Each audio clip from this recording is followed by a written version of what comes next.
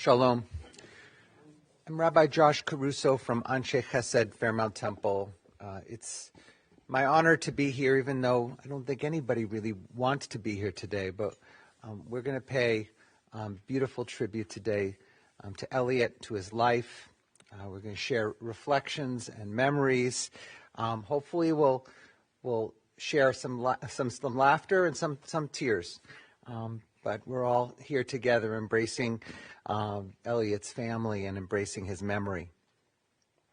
In the words of Ecclesiastes, a season is set for everything, a time for every experience under heaven, a time for dancing and a time for wailing, a time for birthing and a time for dying, a time for speaking and a time for silence, a time for seeking and a time for losing. The time of mourning is a complicated time, filled with many emotions and memories, both bitter and sweet. We begin our service with the recitation of psalms and prayers, thus linking Eliot's life with the 3,000-year-old tradition of the people Israel and the eternity of God. I invite you to join with me in the recitation of Psalm 23.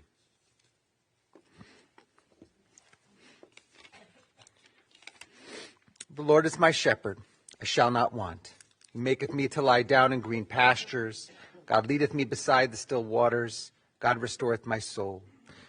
Guideth me in great straight paths for his name's sake. And yea, though I walk through the valley of the shadow of death, I will fear no evil, for thou art with me. Thy rod and thy staff, they comfort me. Thou preparest a table before me in the presence of mine enemies. Thou hast anointed my head with oil. My cup runneth over.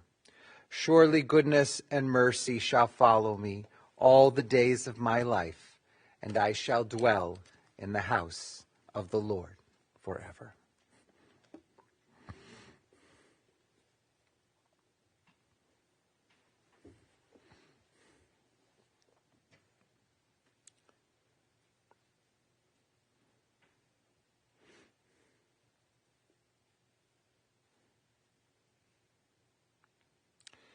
When I die, give what's left of me away to children and old men that wait to die. And if you need to cry, cry for your brother walking the street beside you. And when you need me, put your arms around anyone and give to them what you need to give to me. I want to leave you something better than words or sounds. Look for me in the people I've known or loved, and if you cannot give me away, at least let me live in your eyes and not in your mind. You can love me best by letting hands touch hands, and by letting bodies touch bodies, and by letting go of children that need to be free. Love doesn't die, people do. So when all that's left of me is love, give me away.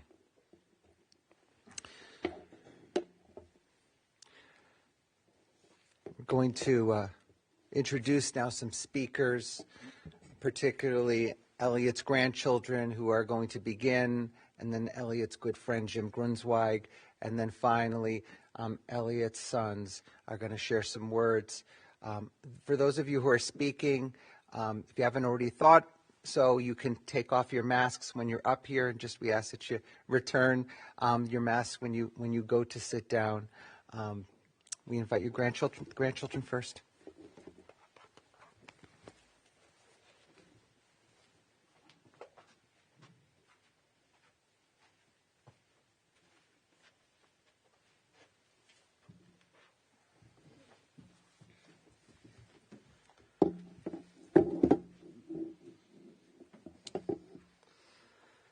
Hello, everyone. Thank you for coming out today amidst a snowy day, tough weather, and while we're still in the pandemic. It's really, we're really grateful that you're here to support our family and honor the memory of our Papa, Eliot.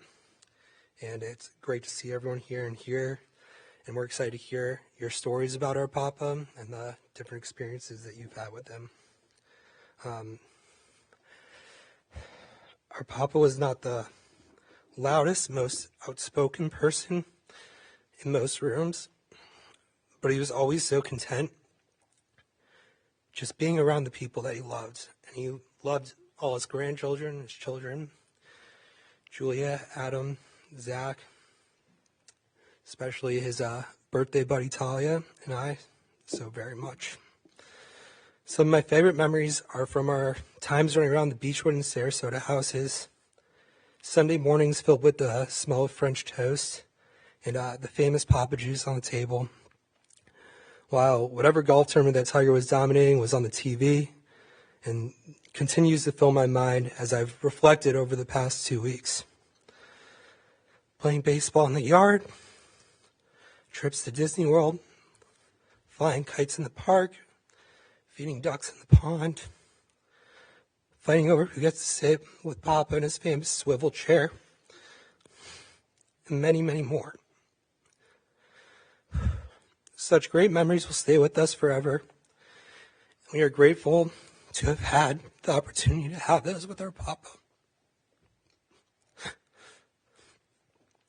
I like to believe in a theory that is often portrayed in many movies, and it has actually had some scientific backing, that as we die, we see our entire lives flash before our eyes, all the memories filled with the people we love and we care about. And it makes me very happy to think that my Papa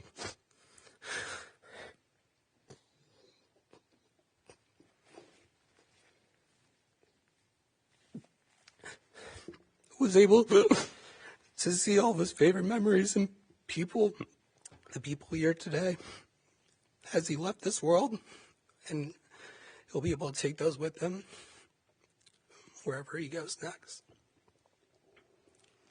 As Noah mentioned, on my Papa's 63rd birthday, I entered the world. From that moment on, we always had such a close bond.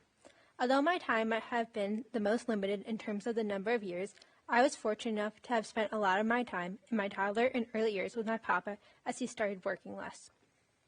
I will forever cherish the moments we had, including the ones aforementioned by Noah, and running around the aisles in the stolen self-storage zone, or doing activities when no one else wanted to with me, like allowing me to drive the golf cart, which I almost crashed multiple times, or playing pretend with dolls. When he was suffering with Alzheimer's and ultimately moved into a facility, although the moments spent together might have looked a little different, our bond remained just as close. I will forever remember one of the last times I got to see him at First Watch, and at the end of the breakfast, he reached for the bill and in his own way insisted on paying.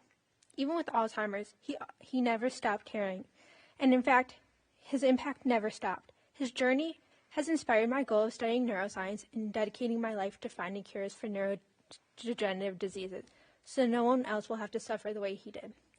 I've always felt him watching over me, and I know I've always felt him watching over me here, and I know he will continue to watch over all of us. Thank you again for coming.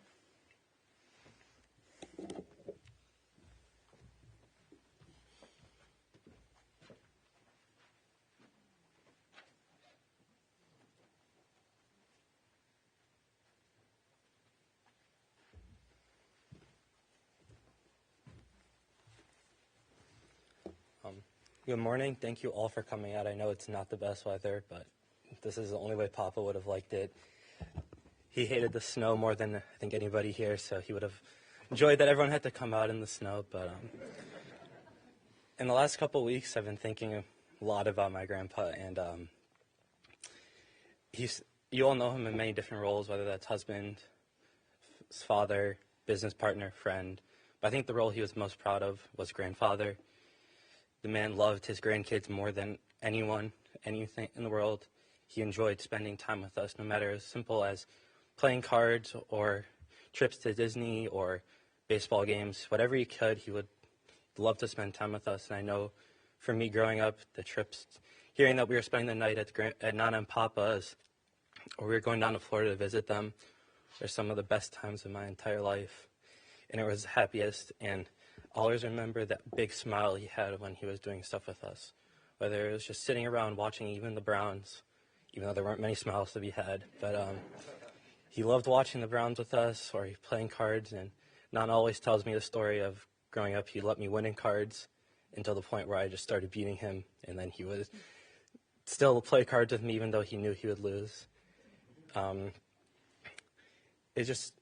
never thought I'd see the day where I couldn't go down to Florida and visit him, but, it's never a goodbye with him, as even to the very end, it was always, we'll see you again, Papa, and I think this is just another moment where it's never goodbye, it's just, we'll see you soon.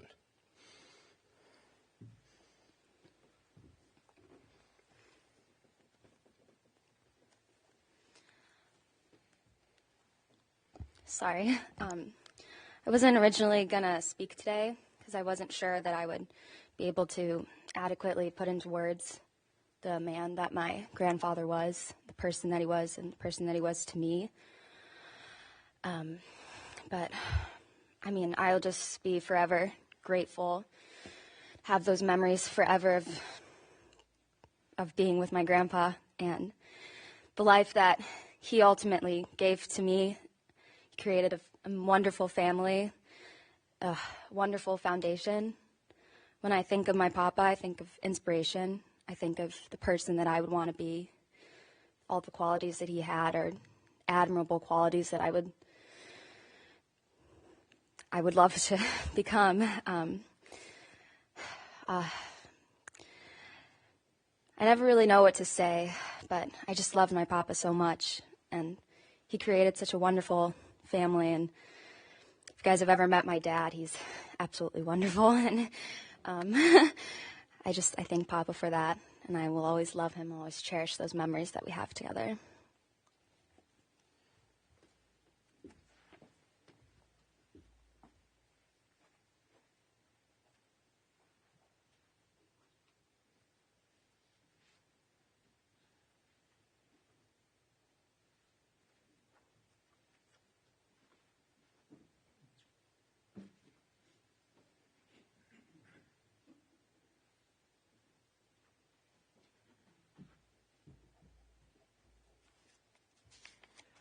Hello, everybody. Just better take my mask off. That's better. Hello, everybody. My name's Jim Grunsweig, and Eliot was my best friend. He was the best friend I ever had, and I actually thought of him as the brother I never had. Susan used to refer to me as the brother from another mother, to be exact. But we had so much fun together.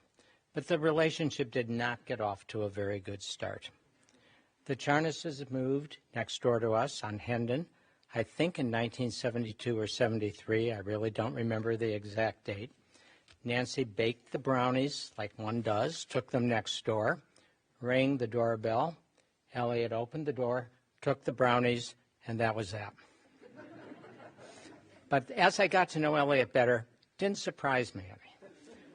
But Susan straightened things out, and our families became so close. We lived next door, and we actually lived in each other's houses for all practical purposes. At one point in our lives, we even considered buying a very large house. I think it was down on Lee Road, and we were all going to move in it together, which probably would have made a lot of sense. We should have done it, but for somehow reason or other, we never did. Too many kids would have had to change schools, I think. But we had a wonderful time together, and I Eliot and I had something very much in common that I wanted to share with you. We both fancied ourselves as being guys who really like to fix things. We liked working on projects. Problem was we weren't very good at it, but didn't stop us at all. So here's two examples of some of the things that we did together. We spent a lot of time putting together a picnic table for our children. When all was said and done, we had put it together inside out. That's not very easy to do, but for sure nobody could have sat at that picnic table. Another example was once we were changing the lock. I don't remember why, but we were changing the lock in our daughter Julie's bedroom. We worked very hard on that. Lock changing was very foreign to us. And when all was said and done, the lock was changed, and we had locked ourselves in the room and couldn't get out. But those are just two examples of some of our fun that we had together. We spent a lot of time. We gardened together. Some reason or other, we only raised zucchinis that summer, but I don't quite know why either. But we gardened together. Eliot played baseball with the kids in the backyard. We cooked out together. My son Jeremy insists that Eliot taught him how to ride a bike, but there's no record on earth that Eliot ever rode a bike. So we're not quite sure what that happened. But we did have an awful lot of fun together. We traveled together, both as our full families and as Susan and Nancy and I and Eliot. So Eliot decided, and at this particular time he was working for a company, I don't remember the name of it, in the after automobile market. Eliot worked for a lot of different companies, as I recall. But this one, he sent me off to Elkhart, Indiana, and talked me into buying a van. I bought one of those really big old Dodge Ram converted vans that would have made the Grateful Dead happy. It was the ugliest thing you ever saw. We had green shag carpeting, a captain's tail, green seats, but the van had one wonderful attribute. It could fit all 10 of us into it comfortably. Of course, the kids were smaller then. I'm not so sure we could do that anymore. But therefore, we started taking trips all over the place because we could go together. We were regulars at Blossom on the 4th of July. My job was to pick up the chicken at Kentucky Fried Chicken. We picked up Eliot Charnas, Eliot's mother. She went to Blossom with us every year, and we had a wonderful time, and she was a real trooper because we always prided ourselves on getting out of the parking lot first, and she kept up with us. We did the same thing at all the Cavs games. We went to lots of Cavs games that year, and again, we were the first ones out. We went to Atwood sled riding. We went to Peak skiing. Stephen, I'm sure you will remember that trip home from Peak. I won't discuss it here. We went to Boston. Boston was one of our best trips ever, and we went off to Cape Cod. Again, Eliot really disliked Cape Cod. We took one step out of the van onto the sand. Unfortunately, Eliot also stepped into something else, and we were out of Cape Cod quickly. Back to Boston, where we had a great time in Boston. We stayed in a very nice hotel. One night, all the kids went down to the lobby in the elevator. There was immediately a power blackout in Boston. They eventually did get out of the elevator, as you can tell. We had a memorable trip to Dearborn to see the Ford Museum. We checked into the hotel in Dearborn, didn't like it. I think it was under construction. So we moved to another hotel 2 miles down the road. Eliot and I went back to get the luggage at that hotel. In that period of time, going those 2 miles down the road, we managed to get lost. We went around a roundabout, I guess, constantly. We couldn't get off of it. And I think that Nancy and Susan were getting pretty perturbed about what in heaven's name took us so long to go 2 miles down the road to pick up luggage. The four of us, the adult four of us, traveled together to Eastern Europe. We took trips with our family to Sanibel. We had a Seder on the beach one year. We went to Toronto. We went to New York. We had a tremendous amount of fun together, and we will always remember it. At least I will always remember it. Eliot was one of the kindest, gentlest people that you could possibly meet. He was professional in every single way. He was generous. He was wonderfully generous. He was wonderfully philanthropic, but he was very quiet about it. And that was his way of doing things, and that's not a bad way. That's a good legacy to live on. Eliot adored Susan, and Susan adored Eliot, and certainly has shown that over the many, many years, but certainly in the last many years, when she took wonderful care of him. And I think she may have been the assisted living facility worst nightmare, actually. But she did what she had to do, and that was all that anybody could ask of her. And Alan and Allison and Stephen and Lucy, he just loved you all. And he was so proud of you, and he was so proud of all of your accomplishments and all of your successes. He reveled in every single one of them. And to Adam and Julia, to Zachary and Noah and Talia, his legacy now goes on to you. And I can tell from listening to you people speak today that the legacy is going to be in good hands, and that it's yours to deal with now and yours to create new successes in the Charnas family. Thank you very much.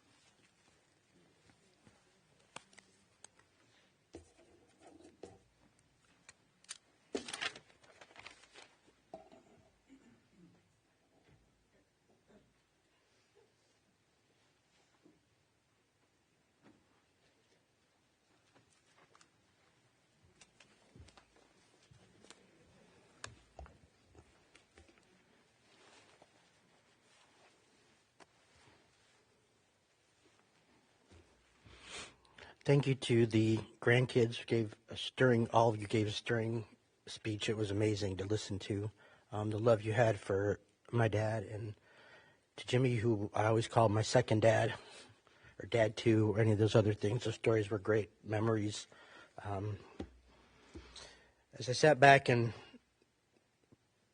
put together a speech for today, first thing I think of was, Dad, how much you would have hated a day like today, because you never wanted people to make you the center of attention. And here we are today doing it, though. And you especially would have hated the snow and the cold. I think you probably made it be this way so you hope people would stay away from today. I'll keep this eulogy brief. Just like our family visits to many historical sites. Artie, we've seen it. Let's move on. And I sat down to write this and thought about my childhood memories, and so much of those revolved around father and son times. Dinners on Monday nights at Leparo's when Mom was in school. Cavs games at the Richfield Coliseum. It's probably where you developed your hatred of traffic. So Indians games at the old stadium. Even though for the longest time I thought baseball games were only 7 innings because we never saw an 8th or 9th inning.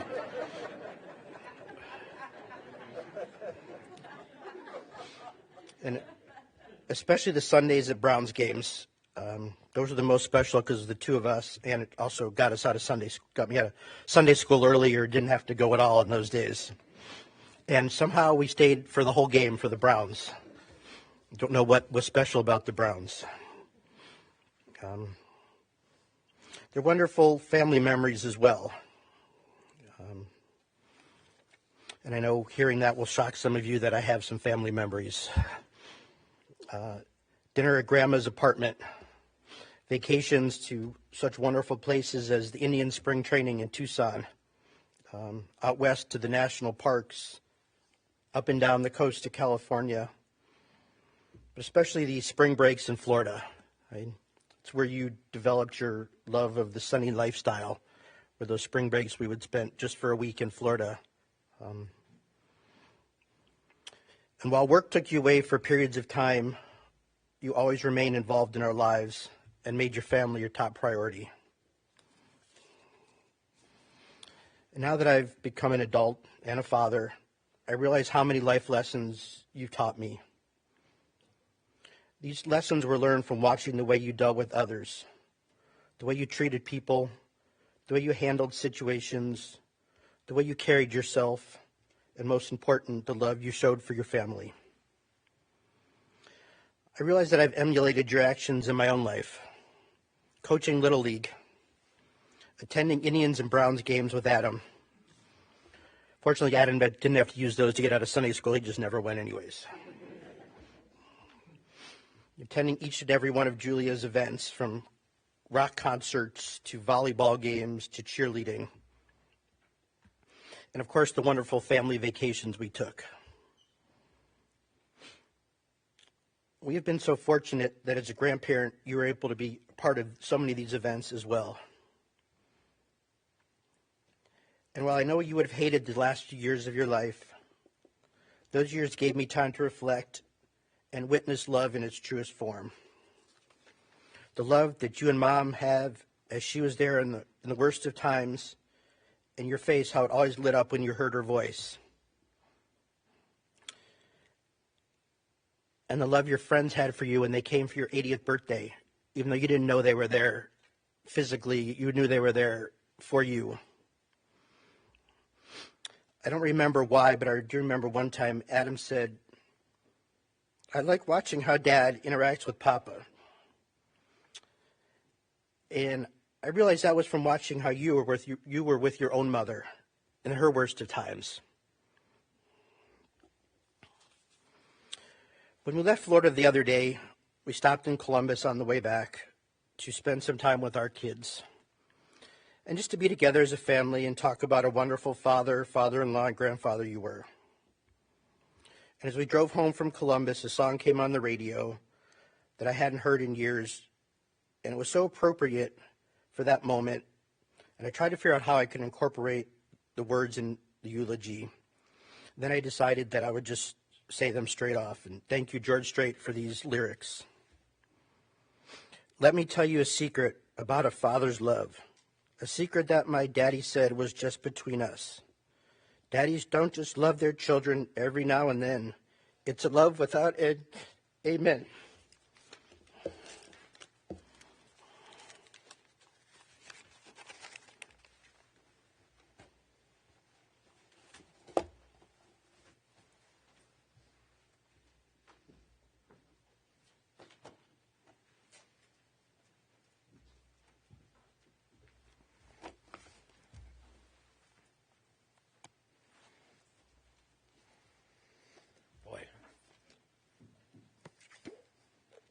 Not easy going last.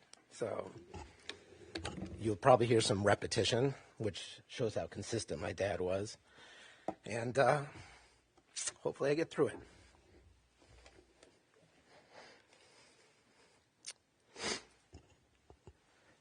Mitch Albom wrote in his book, The 5 People You Meet in Heaven, life has to end. Love does not. Alzheimer's is a horrific disease that has robbed our family of being able to communicate and share memories with my dad these last few years. And it stole from my dad what should have been the time that he was able to enjoy the fruits of all of his labors, especially his grandchildren.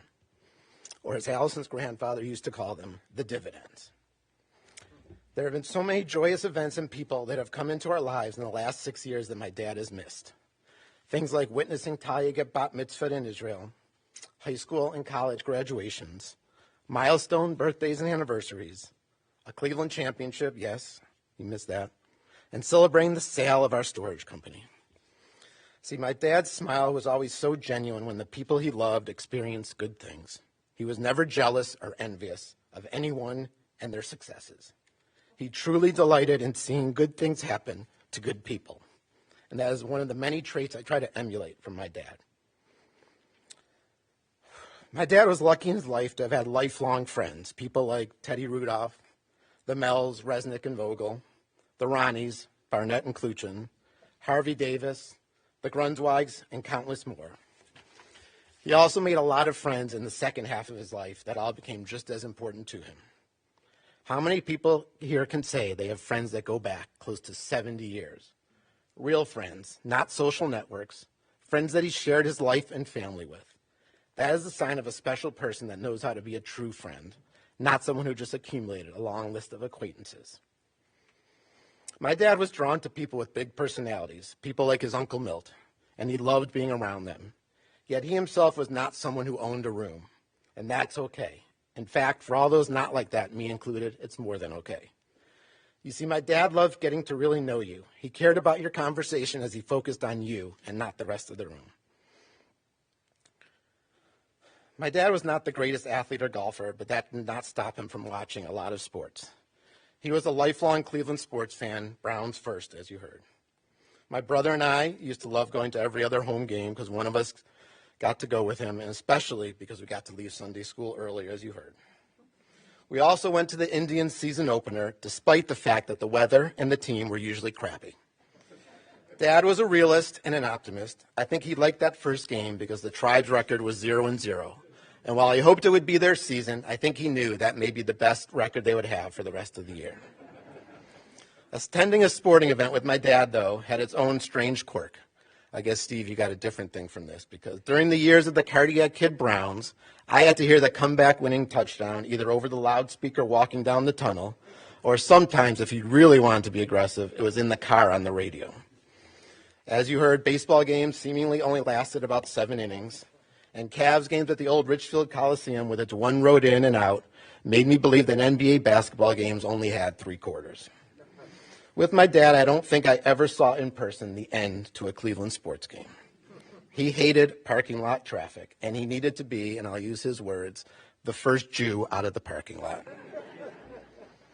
I had a reaction formation to this, and Allison and the kids will finally maybe understand why I need to stay to see the backup to the backup quarterback take a knee in a 50-17 football game at Michigan Stadium, despite having a 3-hour ride waiting for us to get back home. Dad really enjoyed golf in his semi-retirement, and no matter how hard Mel or Teddy tried to coach him, his golf swing was not a thing of beauty. The ball didn't travel very far, but stayed pretty straight, and he always figured out how to get the ball in the hole. But you see, his score didn't really matter to him. He just liked being on the course with his friends. It was more about the conversation and the connection with the people.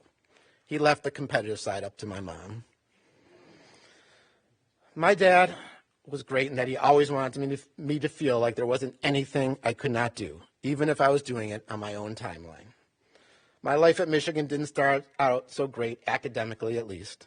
Freshman year, I really enjoyed college life, and my GPA reflected that. I was coming home for the summer. I remember my dad asking me very calmly, never brought it up to me before, and I asked out of the blue, "You earned a lot of money seal coating last summer, right?" I quizzically answered, "Yeah, I think so." And he said, "Well, good, because Michigan costs a lot of money, so I bet if you have to pay for next semester, you'll take those classes a little more seriously." I did, and we never had that conversation again. My dad encouraged me to take risks and try things. Out of college with no job and no immediate opportunities, he never tried to talk me out of moving to New York City, the most expensive place in the world. Instead, he agreed to help me pay rent until I could find a job, not knowing how long that might take. And when I landed my first job offer, even though it wasn't something I had desire or training in, he didn't insist I take the job. Instead, he gave me some of the greatest advice. He explained that my first job was probably not going to be my career, evidenced by his long and storied career, but it was more important that I find out what I didn't like so that I would eventually know what I would like. My dad let me take chances too, but he also knew when to step in and not allow me to make mistakes that might prove costly, like closing on a poorly built old house in Scarsdale that he refused to let us buy, and he pulled the realtor aside and told her he wasn't going back home until she found a house more acceptable, even if we had to pay more than we wanted. Moving back to Cleveland, I was so fortunate to get the chance to work with my dad.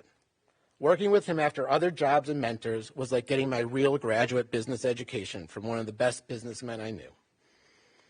My dad would often claim to not be very smart because he said he didn't analyze or make spreadsheets, but he was brilliant in his strengths. He knew how to make connection with people. He knew by feel and relationships what was a good deal and what was a bad deal. He treated his employees and customers and everyone that he partnered with so well, and most importantly, he knew who to trust. Those were all way important to me than any fancy spreadsheet. He was the smartest and one of the most successful business people I have ever seen, and I learned so much from him in a short period of time. I just wish I had so much longer to continue that education. He showed me in business that you don't nickel and dime anyone if they did a good job.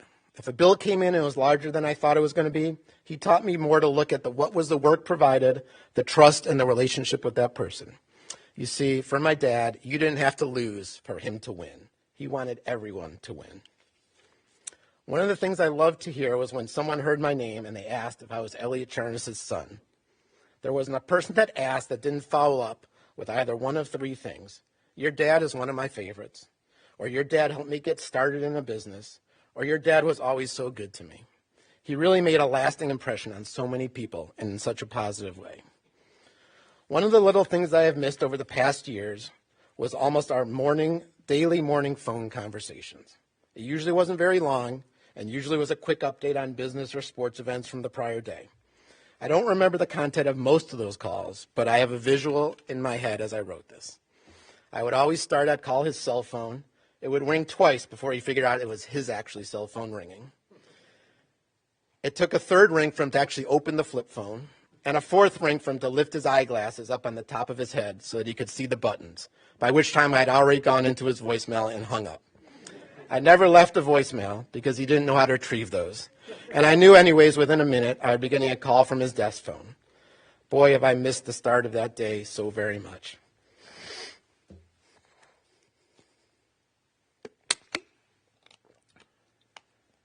Eliot Charnas wasn't just a dad, he had other roles in our family. My mom and dad were married for 56 years. For almost 60 years plus, they were partners, parents, grandparents, and friends, and they did life together. They really set an example that shows what is a true marriage and partnership, through sickness and in health. They may have spent times living in separate states, but they were a team, which made it very hard to get anything past them. Even when my dad was spending his weekdays working in Los Angeles or Hartford, coming home only on weekends, he always knew what was happening at home and came home ready to congratulate on a sports victory or dole out a punishment. My parents knew each other's strengths, and they let each other do what they did best. My mom took on the role of caregiver for the last 7 or 8 years, first at home and then while he was in the facility. She was his advocate and made sure he was the best cared for patient those facilities had ever seen. My mom went above and beyond to make sure my dad was treated with respect and dignity, even when he couldn't communicate directly himself. Allison, he really loved you and respected you so much and welcomed you in as one of his own.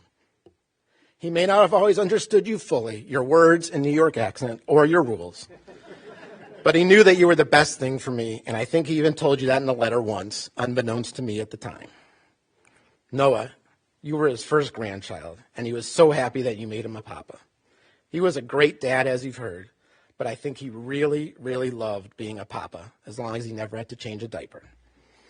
He would have enjoyed talking to you about your job and would have loved visiting you in Texas. You have inherited, as you called it, one of his best traits, his patience. He would have loved getting to know Samara as much as we do. Zachary, you remind me so much of my dad. I'm sure he would tell you the same thing. You have his great smile, and like Papa, you would rather be interacting and doing something rather than reading a book or a spreadsheet. Nana loves to relay this story of one time after you visited with Papa in his facility. He said to her after you left, "I'm not sure who that was, but I could do business with him." That says something right there based on his trust. Talia, you share a special bond with Papa. You share the same birthday, and he loved that because he would rather share than steal the spotlight. You always made his face light up from day one, and when we visited him at his facility, you always were so good with him, talking to him and holding his hand. You could always bring a smile to his face, even on his worst days. He would have been so proud of you, learning all you could about his disease, raising funds for research, and most recently your interest in all things real estate. He would have been your first investor in anything that you would have wanted to do.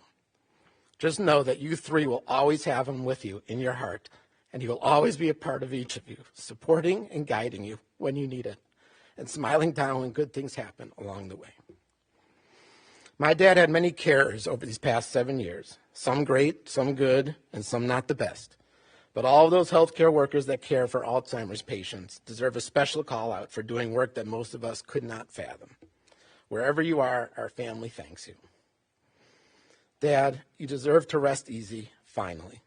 The last few years were a long, painful journey. You led your best life up until then, and those are the memories I hope we all can retain. Don't worry. We will help take care of Mom and all your dividends. I love and miss you.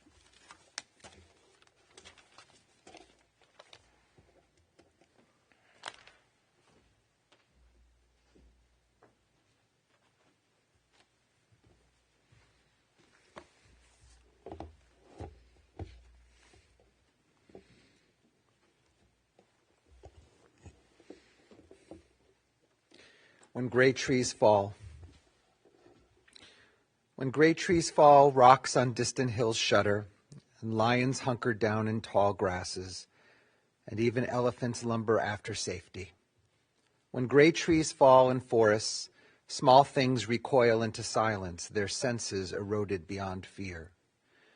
When great souls die, the air around us becomes light, rare, sterile. We breathe briefly, our eyes briefly see with a hurtful clarity. Our memory suddenly sharpened examines, gnaws on kind words unsaid, promised walks never taken. Great souls die, and our reality bound to them takes leave of us. Our souls, dependent upon their nurture, now shrink, wizened. Our minds, formed and informed by their radiance, fall away. We are not so much maddened as reduced to the unutterable ignorance of dark, cold caves. And when great souls die, after a period peace blooms, slowly and always irregularly. Spaces fill with a kind of soothing electric vibration. Our senses restored, never to be the same, whisper to us, they existed. They existed. We can be and be better, for they existed.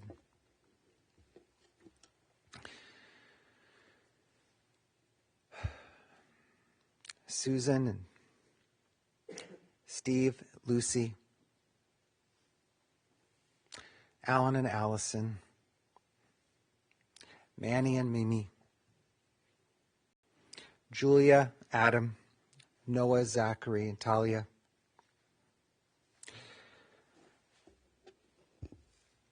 Eliot was a great tree, a great tree. And we reflect on his greatness because he existed. In the great compendium of notable Jewish aphorisms, Pirkei Avot is the best. We learn the wisdom of our sages through it. And even though this volume is thousands of years old, the maxims still apply. As we join together in loving memory of Eliot Charnas, this entry came immediately to mind. Shammai used to say, make your study of the Torah a fixed practice. Speak little, but do much, and receive everyone with a pleasant countenance.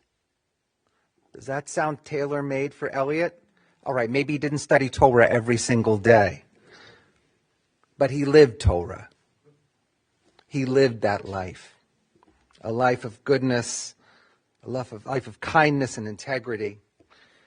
And yes, he spoke little, but he did much. And boy, did he greet everyone with that smile. I was going through some of the comments on Eliot's obituary page, which mentioned his smile. Paul Ripner wrote, I knew Eliot since the 70s when we were both in the mortgage industry. He always had a smile on his face. And George and Glenda Auxier said, we will always picture Eliot with his jovial smile. He was a delightful person. There's so many more like that. Indeed, in the words of his family, Eliot had a smile that lit up a room. He was joyful and gentle and kind and always looked for the positives in life. Eliot was the observer, taking things in and processing them in his own wise way. And when he did speak, people listened. He was generous in every way, always wanting to help others more than himself. Born to Max and Eleanor Charnas on the east side of Cleveland, Eliot's parents soon moved he and his brother Manny to Cleveland Heights. A graduate of Heights High, Eliot graduated with a bachelor's degree in business administration from Ohio University. And after serving in the Army Reserves, Eliot embarked on a series of entrepreneurial pursuits, including the mortgage, automotive, packaging, and storage industries. Al Siegel of blessed memory was a special mentor to Eliot, instilling him with the confidence to construct and conduct deals in the real estate world. It was this relationship that ultimately launched Eliot into his successful business endeavors. Ultimately, Eliot also paid it forward by mentoring others who benefited from his experience and lessons learned. That's the kind of guy he was. As you said, Alan, he could see everybody being successful. It didn't have to be a zero-sum game. Eliot met Susan, his wife of 56 years, on a blind date that turned out to be less than ideal to start their relationship.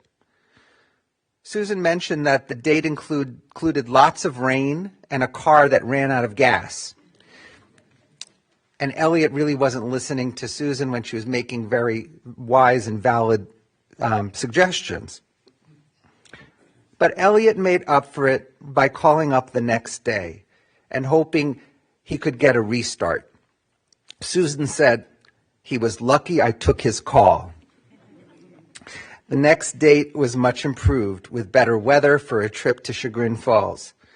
Perhaps what sealed the relationship for Susan was how much she took to Eliot's mother, Eleanor, and how much Eleanor took to Susan. They married in 1965 and a few years later built a family, bringing Steve and Alan into the world. Susan remembers how Eliot cried when his boys were born. Eliot and Susan built a beautiful life together, enjoying their time with friends who were like family. They traveled together with these friends, and the kids were raised together, as if they were all part of the same family tree. Yes, Jim, that might have been more efficient just to have everybody live in one home. While Steve and Alan remember their dad being away for a good amount of time, he made sure to still sign up to coach Little League and enjoy talking and watching Cleveland sports with them, as you've heard. Eliot even feigned rooting for the Michigan Wolverines, Alan, as he was an alum. Well, maybe didn't feign. I think he really did, but you could notice that he was trying very hard when he had to root against an Ohio team. Dinners at Leparo's and at Geraci's were a Cleveland staple, and the boys were raised to go to Sunday school, as we've heard many times. They skipped Sunday school to take a back seat to go to the Browns games. I assure you that this legacy of skipping Sunday school to go to Browns games lives on today in Sunday schools across synagogues in this region. Even though the game begins at 1, the kids need to leave at 10 because there's a lot of traffic. Luckily, one of the rabbis is a sports fan, so he understands. The relationship Eliot built with his golf friends in Florida was truly uncommon. Every year they competed for, yes, the Yiddish Cup, which was a Kaddish cup, I think, glued to a base that was loosely modeled after cups won in professional sports. Am I right? I think you showed me a picture of it. That cup now resides in Philadelphia at the National Museum of American Jewish History. Eliot was a big consumer of newspapers, at least 3 a day. He loved engaging his mind and talking with his kids, and eventually their kids. Noah, Zachary, Talia, Julia, and Adam made Eliot's smile, that smile, even wider. He always wanted to know what you were up to. He wanted to be involved in your lives. This, in part, may have been due to his father's death far too early, knowing that Steve and Alan didn't have the chance to know their grandfather. And what a gift he realized it was to be able to have a relationship with his grandchildren. Through the years, the kids recognized what such a special presence he was. You heard this evidence today. In an article that appeared in a Plain Dealer just 2 years ago, Talia organized an effort to raise funds for Alzheimer's Association, walking 26 miles in tribute to her papa. During the walk, Talia used the time to learn more about her papa's life, and in the article reflected on her own memories with him. And you talked about the golf cart, and you talked about him playing with your dolls, and what a beautiful way to pay tribute to him. And of all the very close friends, Eliot was the first in this group to pass. And that's a marker, and that has been a source of great grief for this special group, but also joy in looking back at the times you all had. Even in the deep throes of Alzheimer's, the guys, as mentioned, made sure to come see Eliot on his 80th birthday, a reminder of their deep bonds. And they all marveled at the unsurpassed loyalty of Susan, who visited Eliot every day. When we spoke, Susan, you reflected again and again. You wanted me to know just how grateful you are to have had this life with Eliot, to have had his incredible support of you when you had new pursuits, career pursuits. You are grateful for this life.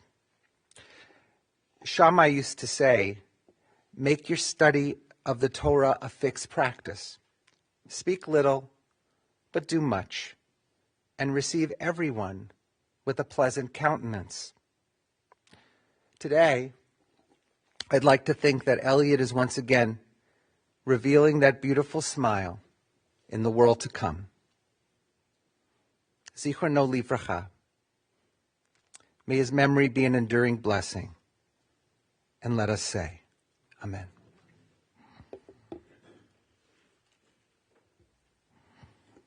We pause for a moment as we consider Eliot's life and the piece of the puzzle that he contributed to yours.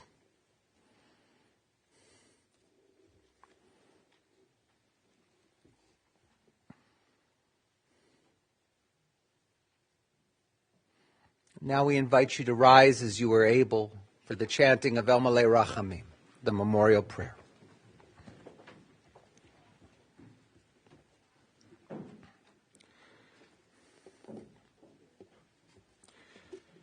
El Malayrachamim, shochein bamromim, hamsei menucha nechona, tachat kanfei hashchina, במעלות קדושים מותרים, כזוהר רקיע מזהירים את נשמת אליהו בן מקס ואלנור, שלח לעולמו, בגן עדן תהי מנוחתו. אנא בעל הרחמים, הסתירהו, בסתר כנפיך לעולמים, וצרור בצרור החיים את נשמתו, אדוני ונחלתו, וינוח בשלום על משכבו, ונאמר אמן. Malayrachami. Exalted, compassionate God, grant infinite rest in your sheltering presence among the holy and the pure, to the soul of Eliot Charnas, who has gone to his eternal home. Merciful One, we ask that our loved one find perfect peace in your eternal embrace. May his soul be bound up in the bond of life. May he rest in peace. And let us say, Amen.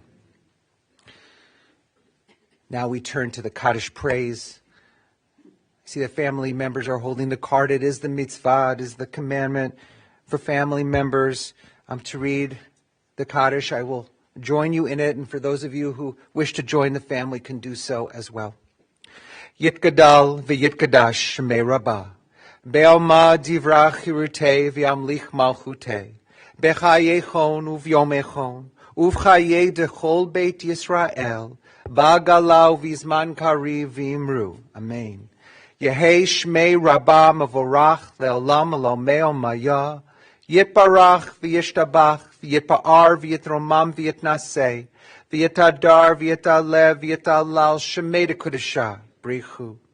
Le'ela min kol birchata v'shirata tushbechata v'nechemata damiran be'alma v'imru. Yehei shalama rabba min shemaya v'chaim aleinu ve'al kol Yisrael v'imru. Oseh shalom b'mromav hu ya'aseh shalom aleinu ve'al kol Yisrael v'imru. May the source of peace and peace to all who mourn, comfort to all who are bereaved, and we say together, Amen. So we turn to the conclusion of our service. I know Eliot's family is so appreciative and grateful that you are here today. And family will receive friends following these services until 4 p.m. today at the Beachmont Country Club, 29600 Chagrin Boulevard in Orange. And tomorrow, Monday, January 24th, the family will receive friends from 5 to 8 p.m. at the residence of Allison and Allen at 110 Orange Tree Drive in Orange. The family requests that all guests who come to Shiva, whether today or tomorrow, be vaccinated and wear masks. Friends who wish may contribute to the Friendship Circle of Cleveland, Ohio, or the Tidwell Hospice Care of Sarasota, Florida. Thank you.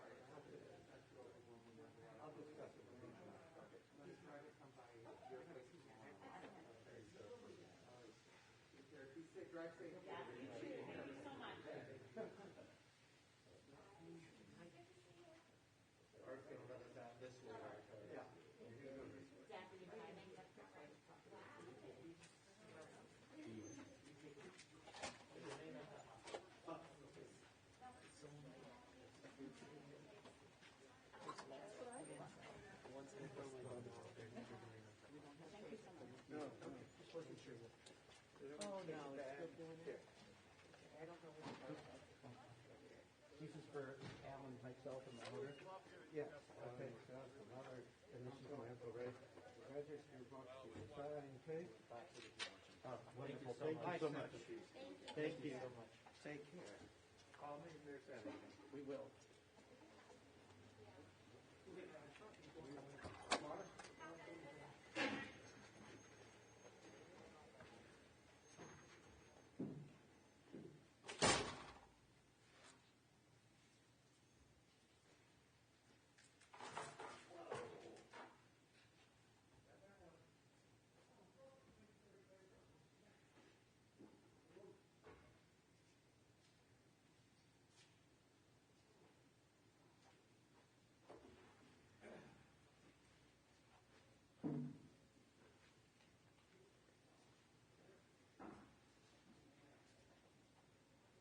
We'll keep that small stamp here, okay? The smallest one? Yep.